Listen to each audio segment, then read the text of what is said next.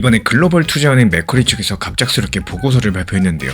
무려 앞으로 유가가 $200까지 간다라는 긴급 보고서가 발표가 됐고, 또 그 순간에 눈치 빠른 큰 손들은 무려 7억 달러치의 XRP를 거래소에서 조용히 빼돌렸습니다.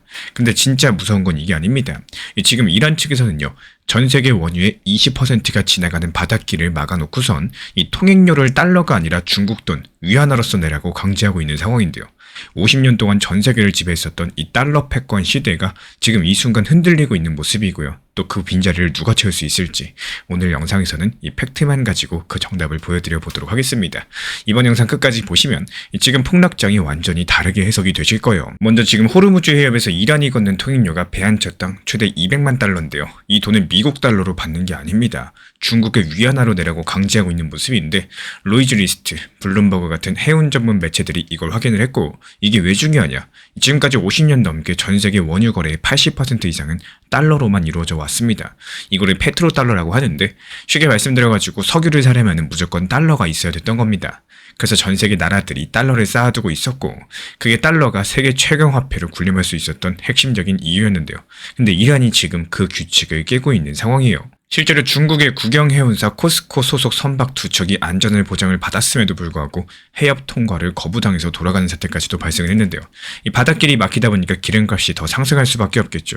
바로 여기서 글로벌 투자은행 매커리가 긴급 보고서를 냈습니다. 그 내용이 충격적인데, 이 전쟁이 6월까지 계속되고 호르무즈 해협이 계속 막혀있으면 유가가 배럴당 $200까지 갈 확률이 40%라고 경고를 한 겁니다. $200라면 지금이 거의 2배 수준이죠. 매커리 애널리스트들은 이렇게까지도 말을 했습니다. 해협이 장기간 닫혀 있었을 때 원유 가격이 전 세계 수요를 파괴할 만큼 극단적으로 상승해야지 시장 균형이 맞춰진다. 지난 3월 27일 기준으로 브렌트유가 이미 $111, 미국산 원유 WTI는 $97입니다. 이미 현재 위기 임계점에 와 있다라는 건데, 그럼 지금 미국은 어떻게 대응을 하고 있을까요? 이 트럼프 대통령이 이란에 최후 통첩을 보냈었죠. 4월 6일까지 호르무즈 해협을 열으라는 겁니다.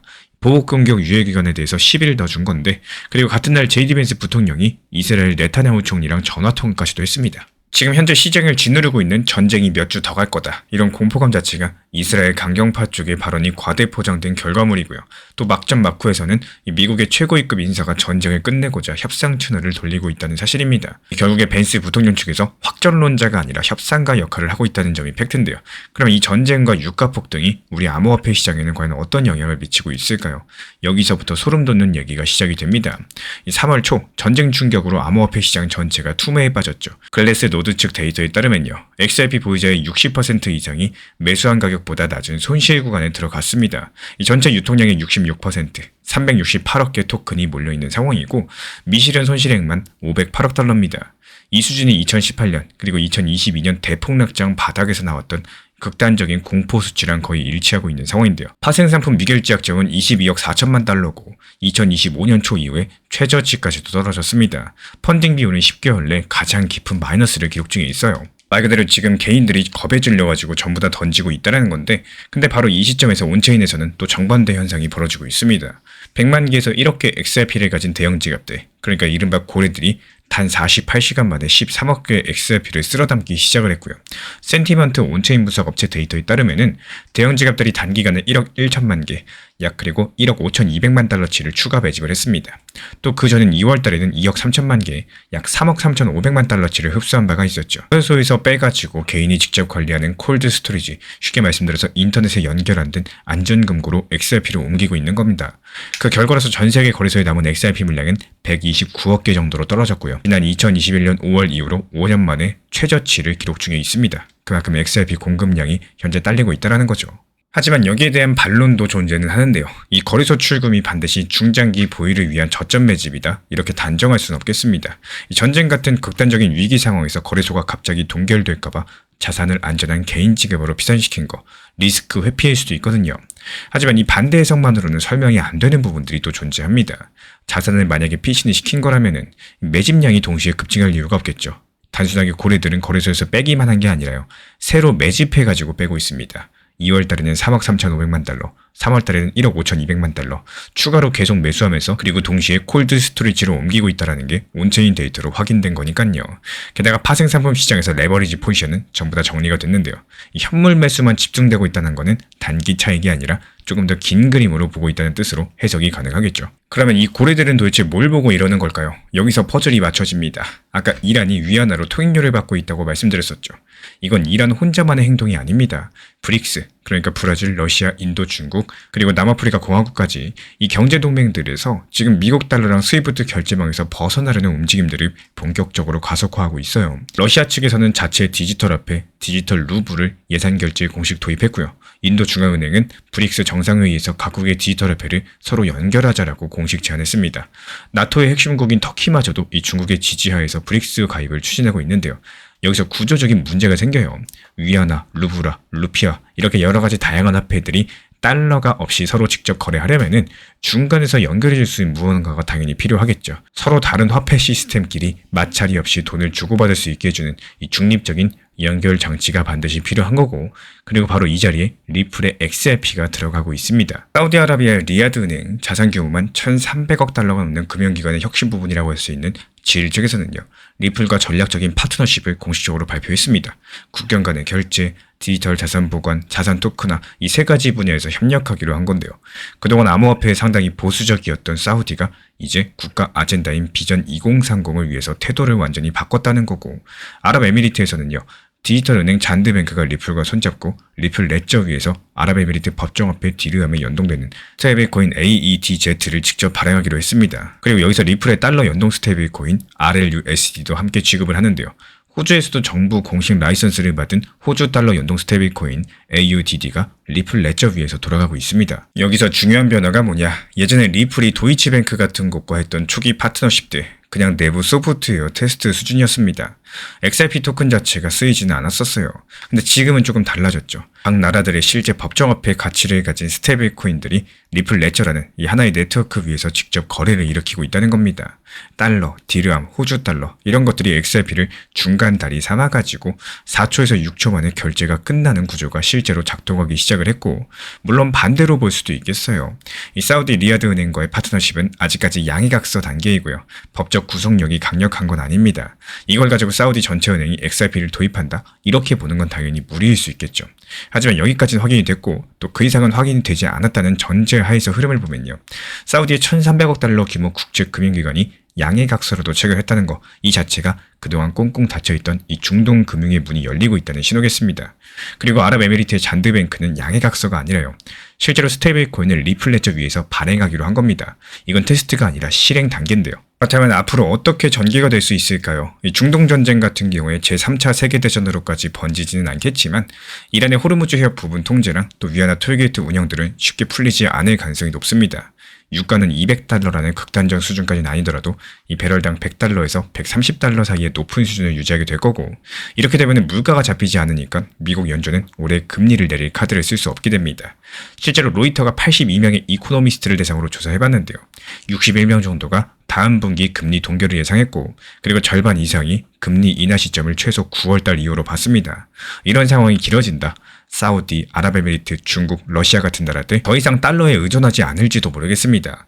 말 그대로 각국에서 자기 화폐나 디지털 화폐로서 무역 결제 비중을 늘려나갈 텐데, 그때 서로 다른 화폐끼리 마찰 없이 연결해줄 초고속 중립 인프라의 수요가 몰리게 될 거고요. 이미 규제 불확실성을 해소하고 중동 핵심 금융기관들과 실제 파트너십을 맺은 리플 네트워크가 그 자리를 차지할 가능성이 높다는 게 이 근거 중심의 전망입니다. 왜 그렇게 보느냐? 이 리야드 은행과 잔드뱅크의 파트너십은 이미 체결됐고 RLUSD랑 AEDZ 같은 규제 승인 스테이블 코인들이 리플 레저 위에서 실제로 구동될 준비를 하고 있기 때문입니다. 이 기존의 스위프트망이 지정학적인 취약성이 매일매일 뉴스에 나오는 지금 이 시점, 무려 4초에서 6초 만에 국경 간의 결제를 끝내버리죠. 이런 대체 인프라는 앞으로 선택이 아니라요, 무조건적인 필수가 되어가고 있다는 사실입니다. 이 전쟁과 유가 폭등으로 인해서 50년 된 달러 중심 결제 시스템에 균열이 가고 있는 상황이고 또 그 균열 사이로 새로운 결제망이 실시간으로 파고들고 있습니다.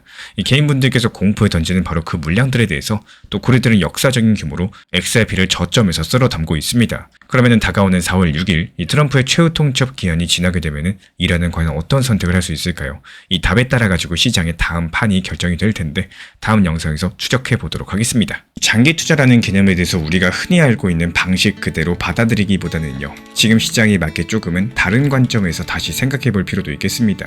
이 과거의 코인 시장에서는 장기 투자라는 게 그냥 보유만 하면 오른다. 이런 방식으로도 어느 정도 통했던 시기가 있었죠. 그 이유가 뭘까요? 그 당시 코인 시장에 대한 인식 자체가 낮았었고 투자하는 사람보다 앞으로 새롭게 들어올 사람들이 훨씬 더 많았기 때문에 이 신규 매수세가 압도적으로 강력한 구조였었기 때문입니다. 쉽게 말씀드리자면은 2018년, 2019년 시점에서 투자 시작하셨다면은 시간 지나면서 시장으로 들어오는 자금이 늘어나니까 여기에 따른 수혜를 볼 수밖에 없었고 당연히 그냥 보유만 하면 상승하는 이런 자연스럽게 가격이 올라가는 흐름들이 만들어졌었기 때문에 단순 보유만으로도 결과가 나오던 시기였습니다. 하지만 지금 시장은 어떻습니까? 그때랑은 구조가 조금 달라졌죠. 일단 알트코인들이 이 개수 자체가 너무나도 많아졌어요. 몇만 개였던 알트코인이 지금 몇십만 개가 됐으니까요. 결국에 지금 신규 유입만으로 가격이 상승하는 구조라기보다는 기존 자금의 순환과 매도 압력이 함께 작용하는 시장이기 때문에 이 단순 보유만으로는 대응 자체가 부족할 수 있는 환경이 될 수가 있겠습니다. 그래서 지금 같은 시장에서 장기 투자는요. 가만히 내가 보유만 하고 있는 게 아니라 보유하면서 어떻게 대응하는지가 핵심이겠죠. 예를 들어가지고 리플 XRP로 들자면 내 평단이 4,000원이라고 해가지고 아무런 행동 없이 기다리는 보유만 하는 장기 투자가 아니라 하락 구간에서 분할 매수를 통해 가지고 평단을 낮추셔야 된다는 겁니다. 또 반등 구간에서는 일부 정리하셔가지고 비중 조절하면서 현금 조절하고 이런 식으로 능동적인 관리 장기 투자가 필요한 시대가 도래했어요. 즉 지금의 장기 투자는요. 이 시간에 맡기는 투자가 아니라 시간을 활용해서 구조를 만들어가는 투자다. 이렇게 보시는 게 맞겠습니다. 이런 방법으로 접근을 하시게 되면은 앞으로는 시간이 단순하게 보유하면서 기다리는 시간이 아니라 매 순간마다 다음 결과를 준비하는 시간이 되실 겁니다. 결국에 투자에서 중요한 점은요. 이 오랜 시간 보유하고 있는 시간이 아니라 그 시간 동안 어떤 선택과 대응을 했는지겠죠. 결국에 내가 살아남고 결과를 만드는 이런 분들은 그냥 버티는 사람들이 아니라요. 이 장기간의 시간 속에서 끊임없이 기준을 가지고 움직일 줄 아는 이런 분들이겠습니다. 요즘 시장 상황을 살펴보면요. 단순하게 가만히 그냥 보유만 하고 있는다고 해서 수익이 나오는 시장은 아닙니다. 현실적으로 봤을 때 대부분의 수익을 잘 보시는 분들 같은 경우는 투트랙 전략을 활용을 하고 계시는데요. 쉽게 한번 생각을 해보시면은 메인 비중에 대해서는 중장기적인 관점에 대해서 이 중요한 핵심 내용들 그리고 중장기적인 타점에 대해서 안내를 도움드리고 있고요. 또 일부 비중에 대해서는 내 매수 단가에 발목을 잡히는 게 아니라 적당한 단기 고점과 단기 저점을 활용해가지고 사고 팔고를 활용을 하는 겁니다. 이전에 리플 시장이 좋을 때 4,850원이라는 단기 고점에서 분할적인 익절이 가능했던 이유도요. 정보방에서 심리적인 고점이었던 상황들, 즉 모든 차트 패턴들이 맞아 떨어졌기 때문에 지금은 단기 고점이다라는 판단하에서 매도 타점을 말씀을 드렸었습니다. 그리고 최근에 리플이 오히려 폭락을 했었죠. 이렇다고 해가지고 가만히 손 놓고 그냥 지켜만 보고 있는 게 아니라요. 오히려 최근에 1830원까지 하락했을 때 리플 단기 저점에서 여기서는 추가적으로 하락이 힘들다. 그래서 여기는 매수 타점이 될 것이다. 이 추가 매수를 통해서 단기적인 수익을 보는 게 정말로 중요합니다. 이 기회라는 게 한두 번 오는 게 아니기 때문에 있을 때 잡아야지 그게 기회가 되는 거고 못 잡으면은 기회가 되지 않겠죠. 그리고 나서 어땠습니까? 또 귀신같이 반등을 줬었죠. 이 저점 찍고 반등할 때 또 지켜만 보시는 게 아니라 여기서 또 대응이라는 것들을 해주셔야 됩니다. 단기 고점권 2250원 정도가 될 것이다. 미리 예상해가지고 적당한 고점에서 분할 매도를 통해서 결국에 메인 비중은 중장기적으로 보면서도 이 높았던 메인 중에 평단은 낮췄고요. 오히려 비중과 수량을 늘려나갈 수 있는 투트랙 전략을 활용할 수 있는 방법이자 노하우입니다. 그렇게 2250원 라인에서 분할 매도를 했으면은 다시 한번 바닥 구간이라고 할 수 있는 단기 저점, 다점 1900원 라인에 대해서 리플 정보방에서 다시 한번 안내를 드렸던 이유도요. 결국에 높을 때 팔았으면은 낮을 때 사가지고 효율적인 시장을 대응을 해야 되기 때문입니다. 말 그대로 중장기 비중은 그냥 계속 가져가시면 되는 거고요. 다만 이거를 단순하게 지켜만 볼 수가 없기 때문에 이 투트랙 전략을 사용해가지고 단타 비중에 대해서 저점에 매수해서 단기 고점에 매도하고 여기서 난 수익에 대해서 절반 정도는 중장기 포트폴리오로 옮기고요. 또 나머지 절반 수익에 대해서는 내가 개인적으로 활용을 하거나 아니면 추가적인 단기 포트폴리오에다가 추가적인 입금을 통해 가지고 수익금으로서 또 굴려갈 수도 있겠죠. 결국에 이 리플 XRP라는 코인이요. 단순하게 좋아하는 거, 그리고 리플을 잘 활용하는 거, 이 두 가지는 천지 차이 별개일 수밖에 없습니다.